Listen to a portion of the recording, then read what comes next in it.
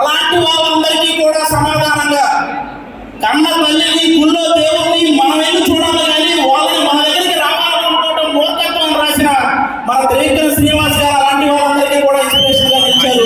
ఇంకా 18 ఏళ్ళు దాటిన అందరూ కూడా ఒక మన జీవితంలో ఎలా ముందుకు వెళ్ళాలనే క్వశ్చన్ మార్క్ ఉంటుంది వాళ్ళకి.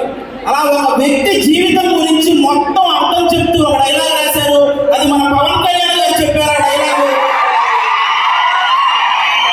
కారణం లేని కోపం, గౌరవం లేని ఇష్టం, బాధ్యత లేని యవ్వనం, జ్ఞాపకం లేని వృద్ధాప్యం, అలాంటి వాడు ఉన్నా ఒకటే లేకపోయినా ఒకటే అని చెప్పి ప్రతి వ్యక్తికి ఇన్స్పైర్ అయ్యే డైలాగ్ రాసిన త్రివిక్రమ్ గారు ఈ రోజు మన మధ్య ఉంటారు. నిజంగా నాకు thank you so much sir.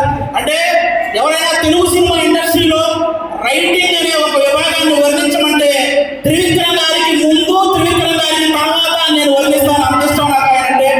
Trivikram గారు అంత గొప్పగా డైలాగులు రాయాలంటే అవతల కూడా త్రివిక్రమ్ గారే అయి ఉండాలి. అంతకు మించి వేరే ఆప్షన్ లేదు.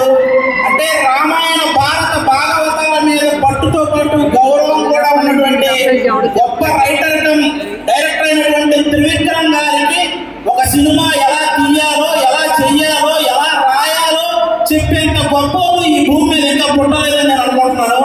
మన జూనియర్ ఎన్టీఆర్ గారు చెప్పినట్టు చాలా అరుదైన మనిషి. ఆయన అలాగే కాపాడుకుందామని నేను మనస్ఫూర్తిగా కోరుకుంటున్నాను.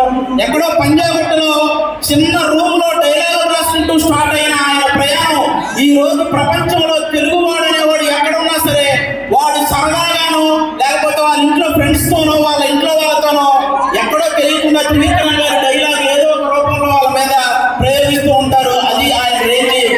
ఒక రకంగా చెప్పాలంటే పవన్ కళ్యాణ్ గారు అన్ని కష్టాలను దాటుకొని గెలవడంలో కొన్ని లక్షల మంది ప్రజల సపోర్ట్ ఎంతైతే ఉందో ఒక ఫ్రెండ్ గా త్రివిక్రమ శ్రీనివాస్ గారి సపోర్ట్ కూడా అంతే ఉంది. Thank you so much sir. మా లక్కీ భాస్కర్ ఈవెంట్కి వచ్చినందుకు నిజంగా థ్యాంక్ యూ సో మచ్. మీరందరూ కూడా అక్టోబర్ 31 ఈ సినిమా చూసి లక్కీ భాస్కర్కి అలాగే మా దుర్గర్ సల్మాన్ గారికి ఒక కొత్త జోనం తీసుకున్నారు కాబట్టి ఈ జోనాన్ని కూడా మీరు హిట్ చేయాలని, అలాగే మా సితారా ఎంటర్టైన్మెంట్స్ చిన్నబాబు గారికి మంచి డబ్బులు రావాలని మనస్ఫూర్తిగా కోరుకుంటున్నాను. Thank you so much sir. Thank you.